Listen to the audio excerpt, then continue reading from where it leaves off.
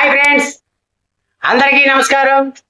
ఈరోజు నేను మీకు చెప్పాలనుకున్నది ఏంటంటే, ఇది కేవలం హోటల్ వాళ్ళకి సంబంధించిన కష్టాల్లో ఇది ఒక కష్టం. చాలామంది కొత్తగా రెస్టారెంట్లు ఓపెన్ చేస్తున్నారు, చిన్న చిన్న బళ్ళు ఓపెన్ చేస్తున్నారు, అన్ని రకాలుగా ఓపెన్ చేస్తున్నారు. పాపం ఏదో రూపాయి వచ్చుద్దనే. లాభం అంటే ఎవరికైనా ఇష్టమే, నష్టాన్ని కూడా భరించగలగాలి కదా. కాకపోతే ఇక్కడ వచ్చే కష్టం ఏంటో మీకు ఒకసారి చెప్తే మీకు క్లారిటీ వచ్చింది.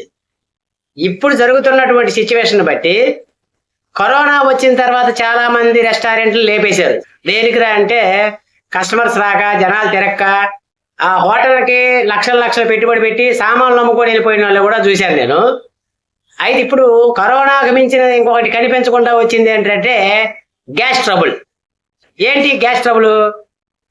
అదే మన సిలిండర్లు ఉంటాయి కదా, వంట గ్యాసు, ఇంటి గ్యాసు, హోటల్ గ్యాసు. ఈ గ్యాస్కి పెద్ద సమస్య వచ్చి పడింది.